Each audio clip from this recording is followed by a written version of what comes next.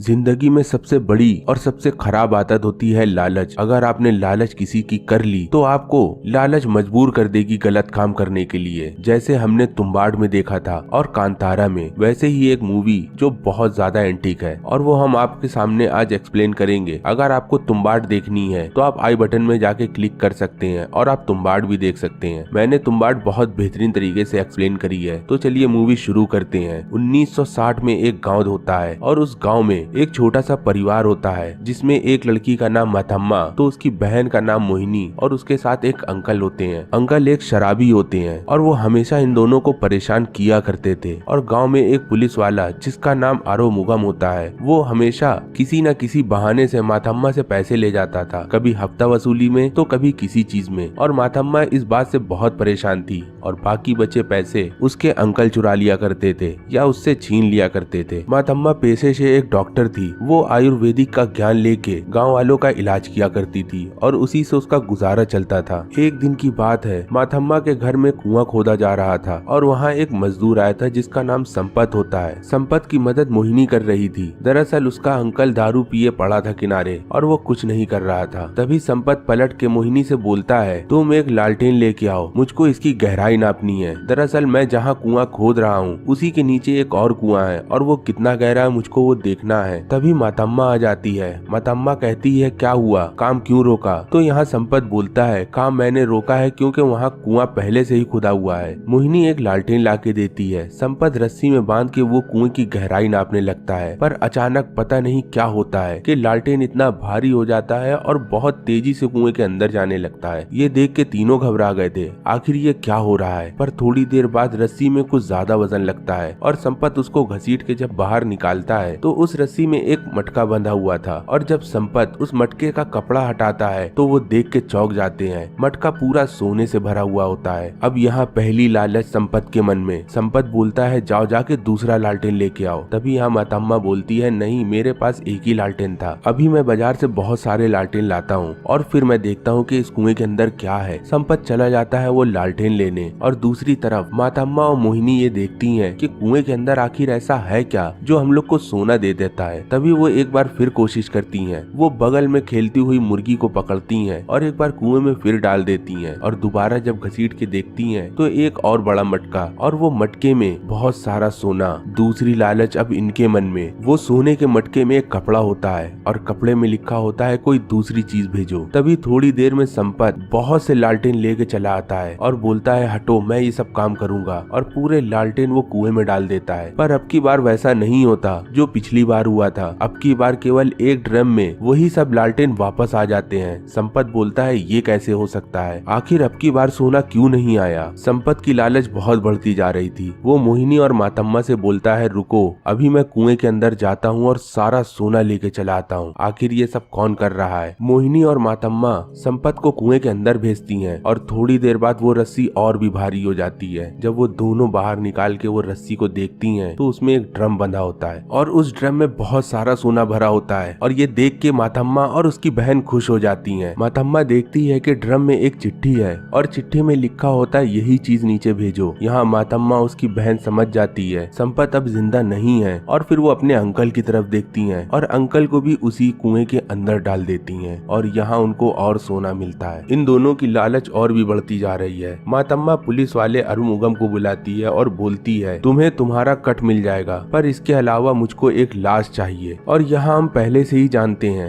आरोमुगम एक बहुत corrupt police वाला है और बिना कुछ सोचे समझे वो हामी भर देता है। माथम्मा आरोमुगम को एक सोने के भरी पन्नी दे देती है और यहाँ आरोमुगम उसको लेके चला जाता है। आरोमुगम माथम्मा को एक लाश देता है। वो लाश एक चोर की होती है जो आरोमुगम ने जानबूझ के उस आदमी को जान से मार के माथम्मा के हवाले किया था। और माथम्मा वो लाश लेके आरोमुगम को कुछ सोने की थैली भरी और दे देती है। पर माथम्मा को ये नहीं पता कि आरोमुगम उससे ज्यादा लालची है। जब वो किसी को मार सकता है तो किसी के घर में वो चोरी भी कर सकता है। और इसी बीच आरोमुगम माथम्मा के घर में आ जाता है और वो देखता है बहुत बड़े ड्रम और उस ड्रमों में बहुत सारा सोना। उतने में वहाँ माथम्मा और उसकी बहन मोहिनी आ जाती है। आरोमुगम उन लोग से चिल्लाने लगता है और बोलता है, तुम्हारे पास इतना सारा सोना और तुमने मुझको इतना दिया और मैं ये सब सोना तुमसे ले जाऊंगा। तभी उतने में हम देखते हैं वहाँ एक चुड़ैल आ जाती है। वो बहुत डरावनी होती है। दरअसल ये चुड़ैल चुड़ैल उसी कुएं के अंदर रहती है और वो इंसानों को खाने के बाद उनको सोना दिया करती थी और अब वो चुड़ैल बाहर आ चुकी है। तभी मातम्मा उन सबसे बोलती है, हमें इस चुड़ैल से नजर नहीं हटानी है, अगर नजर हटाई तो ये हमको ले जाएगी। मातम्मा, मोहिनी और अरुमुगम दोनों एक टक देखते आ रहे थे, पर उसमें से एक कांस्टेबल जिसकी आंख झपक जाती है, उस कांस्टेबल को वो चुड़ैल अपने साथ ले जाती है और दीवार में एक नोट लिखती है, कुएं को भूखा ना रखना, नहीं तो मैं तुमको ले जाऊंगी। और ये तीनों देख के घबरा जाते हैं। मातम्मा अरुमुगम से बोलती है, हमें इसको खाना देना ही होगा, नहीं तो हमारी जिंदगी पे आ जाएगी। पता नहीं हमने कैसे ये लालच कर ली और लालच में हमारी जिंदगी और हमारी जान दांव पे लग गई। चुड़ैल की ये सारी बातें सोच के मोहिनी और मातम्मा बहुत ज्यादा परेशान थी और सोच रही थी कि हम उसको कहां से रोज एक लाश देंगे। मातम्मा और मोहिनी हार मान चुकी थी, पर अरुमुगम के दिमाग में कुछ और ही प्लान चल रहा था। दरअसल वो और भी लालची था और वो लालच के लिए किसी को भी मार सकता है। और अरुमुगम यहाँ बोलता है, हमें पूरे गाँव की बलि देनी होगी और गाँव में जितने भी लोग हैं हमें उसको मारना ही होगा। हम उनको नहीं मारेंगे तो हम मारे जाएंगे और हमें मारने के बाद उन लाशों को इस कुएं के अंदर डालना होगा, जिससे हमको बहुत सारा सोना मिलेगा और हम बहुत अमीर हो जाएंगे। मातम्मा भी हामी बोल के कुछ नहीं कहती और अरुमुगम का अपना प्लान, वो मेले के अंदर जाता है। मेले में पूरा गांव था, उस मेले में औरत बच्चे सभी थे। लगभग गांव के सभी लोग उस मेले को एंजॉय कर रहे थे, पर उन गांव वालों को ये नहीं पता था कि आज उनका आखिरी दिन है। अरुमुगम एक खंबे के पास आता है, वहाँ एक आदमी पड़ा होता है और उसको अरुमुगम मार देता है और खंबा वो ऐसे गिराता है कि खंबे में जो पतली तार लगी होती है वो पूरे गांव वालों को जान से मार देती है। और यहाँ गांव वाले दो हिस्सों में बढ़ जाते हैं और सारा गांव लाश के एक रेगिस्तान में बदल जाता है। अरुमुगम सारी लाश एक एक करके उसी कुएं के अंदर डाल देता है और वो कुआं लाश खाते हुए बहुत सारा सोना इन लोग को देने लगता है। और एक टाइम ऐसा आता है कि उनके पास बहुत सारा सोना हो जाता है, पर अरुमुगम की भूख अभी खत्म नहीं हुई। उसको सोने और पैसे की अभी इतनी लालच है कि अभी वो और भी किसी को भी मारना चाहता है। और इसी बीच वो मातम्मा और मोहिनी को भी उस कुएं में धक्का दे देता है, जिससे उसको और सोना मिलता है। आपको आखिर क्या लगता है कि असली शैतान कौन है? हम इंसान जो कुएं में लाश दे रहे थे उस चुड़ैल को, या वो चुड़ैल जो इंसानों को खा के इन लोग को सोना दे रही थी? मेरा ओपिनियन ये कहता है कि अरुमुगम उस गांव का सबसे बड़ा शैतान था। पहले तो अरुमुगम को मारना चाहिए, जिसने पूरे गांव को मारने का फैसला ले लिया, और उसके बाद मातम्मा और मोहिनी को मारना चाहिए कि जिन्होंने हामी भर दी पूरे गांव को मारने की। और अगर आप यहाँ तक आ चुके हैं तो आपका बहुत बड़ा शुक्रिया। आप इस वीडियो को